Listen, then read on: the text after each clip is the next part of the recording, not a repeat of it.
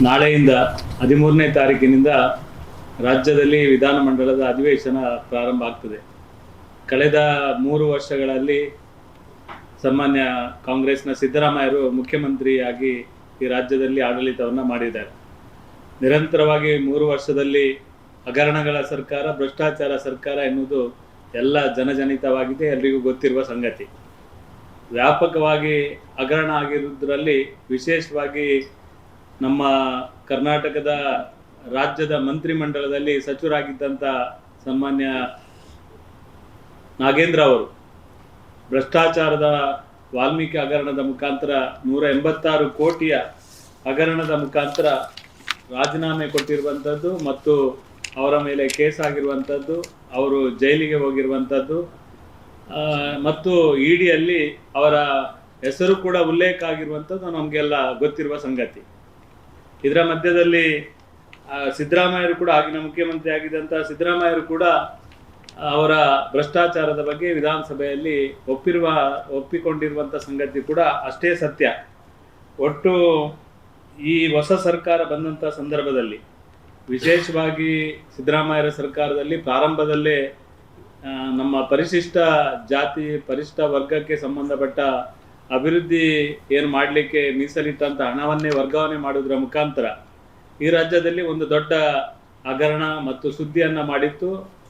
ಪರಿಶಿಷ್ಟ ಜಾತಿ ಜನಾಂಗಕ್ಕೆ ದೊಡ್ಡ ದ್ರೋಹವನ್ನು ಮಾಡುವಂಥ ಕೆಲಸವನ್ನು ಕರ್ನಾಟಕದ ಕಾಂಗ್ರೆಸ್ ಸರ್ಕಾರ ಮಾಡಿತ್ತು. ಆನಂತರ ವಾಲ್ಮೀಕಿ ಹಗರಣ ಬಂದಾಗ ಇದು ವ್ಯಾಪಕವಾಗಿ ಗೊತ್ತಿರುವ ಸಂಗತಿ.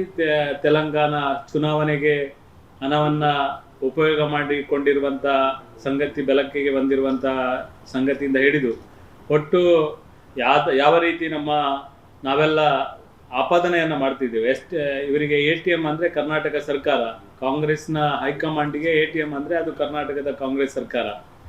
ಇಲ್ಲಿಯ ATMನ ಮುಖಾಂತರ ನಿರಂತರವಾಗಿ ಹಣವನ್ನು ಲೂಟಿ ಮಾಡುವಂಥ ಕೆಲಸವನ್ನು ಕಾಂಗ್ರೆಸ್ ಪಾರ್ಟಿ ಮತ್ತು ಕಾಂಗ್ರೆಸ್ನ ಹೈಕಮಾಂಡ್ ಮಾಡ್ತಾ ಇರುವಂಥದ್ದು ಕೂಡ ಎಲ್ಲ ಸಂಗತಿಯನ್ನು ಸಾಕಷ್ಟು ಬಾರಿ ನಾವು ಹೇಳಿದ್ದೇವೆ.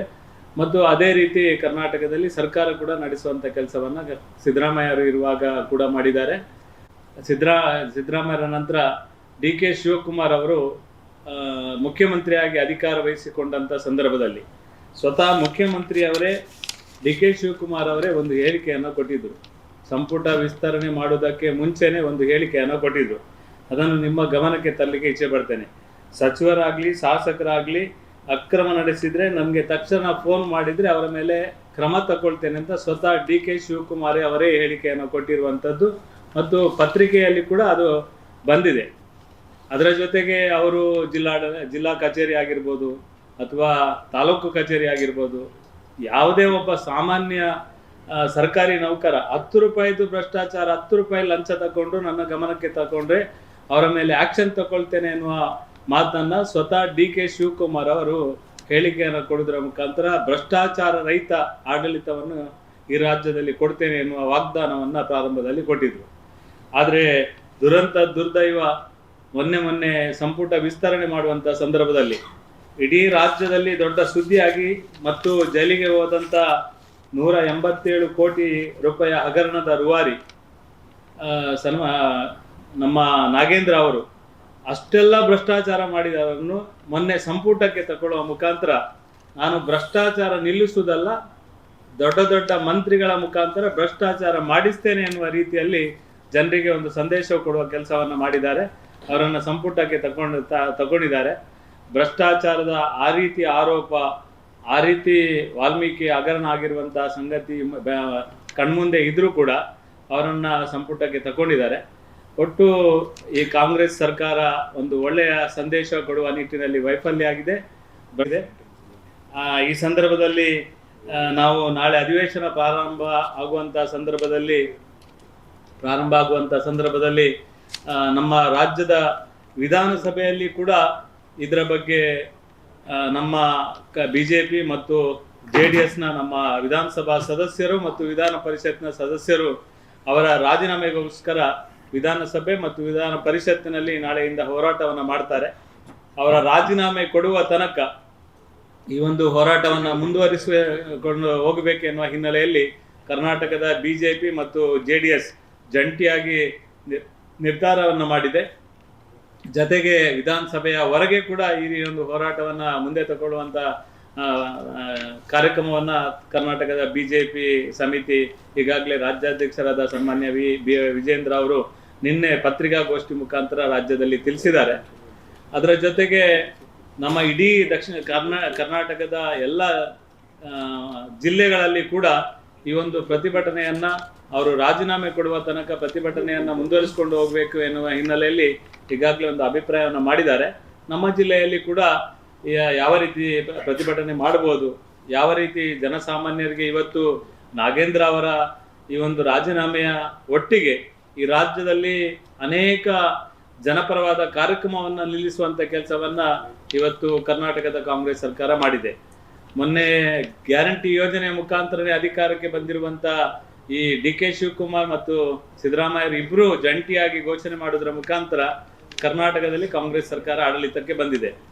ಆ ಸರ್ಕಾರ ಬಂದಂಥ ಸಂದರ್ಭದಲ್ಲಿ ಶಕ್ತಿ ಯೋಜನೆಯ ಮುಖಾಂತರ ಆಗಿರ್ಬೋದು ಅಥವಾ ಗ್ಯಾರಂಟಿ ಯೋಜನೆಯ ಮುಖಾಂತರ ಬೇರೆ ಬೇರೆ ಗೃಹಲಕ್ಷ್ಮಿ ಯೋಜನೆ ಮುಖಾಂತರ ಇವತ್ತು ಏನು ಜನಸಾಮಾನ್ಯರಿಗೆ ಕೊಡಬೇಕಿತ್ತ ಅದನ್ನು ಕೊಡೋದ್ರಲ್ಲಿ ಸಂಪೂರ್ಣವಾಗಿ ವಿಫಲ ಆಗಿದೆ. ಮತ್ತು ಶಕ್ತಿ ಯೋಜನೆಯ ಈ ಒಂದು ಮತ್ತೆ ಪುನರ್ವಿಮರ್ಶೆ ಮಾಡುವಂಥದ್ದು ಸಾಕಷ್ಟು ಈ ರಾಜ್ಯದ ಜನರಿಗೆ ತೊಂದರೆ ಆಗುವ ರೀತಿಯಲ್ಲಿ ಅವರಿಗೆ ಸಿಗುವಂಥ ಶಕ್ತಿ ಯೋಜನೆ ಅಥವಾ ಗೃಹಲಕ್ಷ್ಮಿ ಯೋಜನೆಯಲ್ಲಿ ಕಡಿತ ಮಾಡುವಂಥ ಪ್ರಯತ್ನವನ್ನು ಮಾಡಿದ್ದಾರೆ.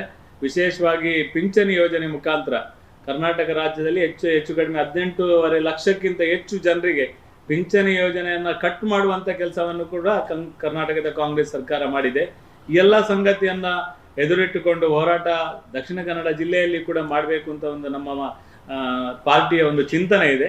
ಅದನ್ನು ಯಾವಾಗ ಮಾಡೋದು, ಯಾವ ರೀತಿ ಮಾಡೋದು ಎಲ್ಲ ನಿಮ್ಮ ಮುಂದೆ ಅದಕ್ಕೆ ತೀರ್ಮಾನ ಆದ ನಂತರ ನಿಮ್ಮ ಗಮನಕ್ಕೆ ತರುವಂಥ ಕೆಲಸವನ್ನು ಖಂಡಿತ ಮಾಡ್ತೇವೆ.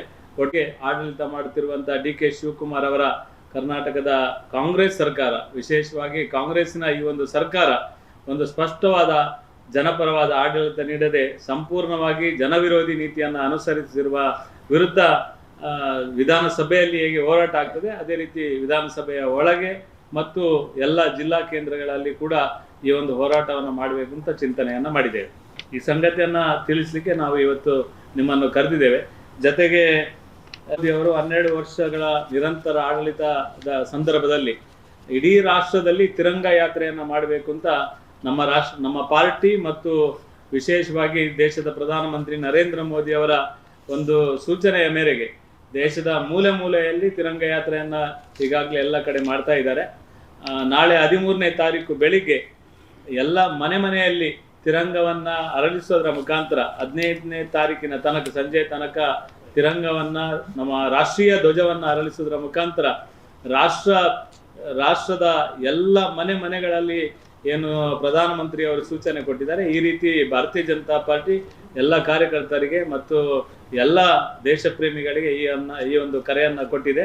ಈಗಾಗಲೇ ಪುತ್ತೂರಲ್ಲಿ ಮೊನ್ನೆ 7ನೇ ತಾರೀಕು ಅತ್ಯಂತ ಯಶಸ್ವಿಯಾಗಿ ದೊಡ್ಡ ಪ್ರಮಾಣದ ಒಂದು ತಿರಂಗ ಯಾತ್ರೆ ಕಾರ್ಯಕ್ರಮವನ್ನು ಸಂಪನ್ನ ಮಾಡಿದ್ದೇವೆ. ಜೊತೆಗೆ ನಿನ್ನೆ ಮಂಗಳೂರು ವಿಧಾನಸಭಾ ಕ್ಷೇತ್ರದಲ್ಲಿ ಕೂಡ ತಿರಂಗ ಯಾತ್ರೆ ಆಗಿದೆ. ಇವತ್ತು ನಮ್ಮ ಶಾಸಕರಾದ ವೇದವ್ಯಾಸ್ ಕಾಮತ್ ಅವರ ನೇತೃತ್ವದಲ್ಲಿ ಇವತ್ತು ಮಂಗಳೂರಿನ ಹೃದಯ ಭಾಗದಲ್ಲಿ ಕೂಡ ಅತ್ಯಂತ ಯಶಸ್ವಿಯಾಗಿ ಒಂದು ದೊಡ್ಡ ಪ್ರಮಾಣದ ತಿರಂಗ ಯಾತ್ರೆಯನ್ನು ಮಾಡೋದ್ರ ಮುಖಾಂತರ ಈ ದೇಶದಲ್ಲಿ ದೇಶ ಮೊದಲು ಎನ್ನುವ ರೀತಿಯಲ್ಲಿ ಅದನ್ನು ಭಾರತೀಯ ಜನತಾ ಪಾರ್ಟಿಯ ಕಾರ್ಯಕ್ರಮ ಮಾಡದೆ ಅದನ್ನು ತಿರಂಗ ಯಾತ್ರೆ ದೇಶ ಪ್ರೇಮಿ ಸಂಘಟನೆಯ ಮುಖಾಂತರ ಈ ಕಾರ್ಯಕ್ರಮವನ್ನು ಮಾಡೋದ್ರ ಮುಖಾಂತರ ಇಡೀ ಇನ್ನೂ ಬಾಕಿ ಉಳಿದಿರುವಂಥ ವಿಧಾನಸಭಾ ಕ್ಷೇತ್ರದಲ್ಲಿ ಕೂಡ ಈ ತಿರಂಗ ಯಾತ್ರೆಯನ್ನು ಅತ್ಯಂತ ಯಶಸ್ವಿಯಾಗಿ ಮಾಡುವ ನಿಟ್ಟಿನಲ್ಲಿ ಈಗಾಗಲೇ ದಿನಾಂಕವನ್ನು ನಿಶ್ಚಯ ಮಾಡಿದ್ದೇವೆ. ಈ ರಾಜ್ಯದ ಮುಖ್ಯಮಂತ್ರಿಗಳು ಫ್ಲೋರಲ್ಲಿ ಒಪ್ಪಿಕೊಂಡಿದ್ದಾರೆ.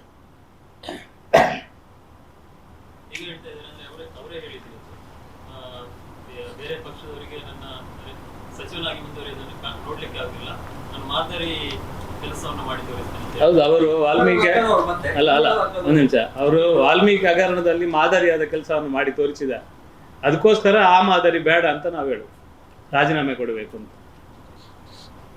ಈಗ ಉಳಿದಂಗೆ ಬೇರೆ ವಿಧಾನಸಭಾ ಕ್ಷೇತ್ರದಲ್ಲೂ ತಿರಂಗ ಯಾತ್ರೆ ಅಂತ ಹೇಳಿದ್ರು. ಈಗ 3 ಆಯ್ತು, ಈಗ ಪುತ್ತೂರು ಆಯ್ತು, ಮಂಗಳೂರು ಆಯ್ತು, ಇವತ್ತಿಲ್ಲ ಮತ್ತೆ ಯಾವಾಗ ಎಲ್ಲಿದೆ? ಈಗ ಬಂಟ್ವಾಳದಲ್ಲಿ ನಮಗೆ ಒಂದು ಸಣ್ಣ ಪುಟ್ಟ ಇದು ಕಾನೂನಾತ್ಮಕವಾಗಿ ಅಲ್ಲಿ ಪರ್ಮಿಷನ್ ಕೊಡೋದಕ್ಕೆ ಚರ್ಚೆ ಎಲ್ಲ ಆಗಿತ್ತು. ಈಗಾಗಲೇ ಪರ್ಮಿಷನ್ ಎಲ್ಲ ಕೊಟ್ಟಿದ್ದಾರೆ. ಅದು ನಾಳೆ ನಮ್ಮ ಬಂಟ್ವಾಳದಲ್ಲಿ ಆಗ್ತದೆ. ಸುಳ್ಯದಲ್ಲಿ ಕೂಡ ಇವತ್ತು ಬೆಳಿಗ್ಗೆ ತಿರಂಗ ಯಾತ್ರೆ ಆಗಿದೆ. ಮೂಡಬಿದ್ರೆಯಲ್ಲಿ 15ನೇ ತಾರೀಕು, ನಮ್ಮ ಉತ್ತರದಲ್ಲಿ 15ನೇ ತಾರೀಕು, ಒಟ್ಟು ಎಲ್ಲ ಕಡೆ ಬೆಳ್ತಂಗಡಿಯಲ್ಲಿ ಕೂಡ 15ನೇ ತಾರೀಕು ನಿಶ್ಚಯ ಆಗಿದೆ. ಬರೋಣ.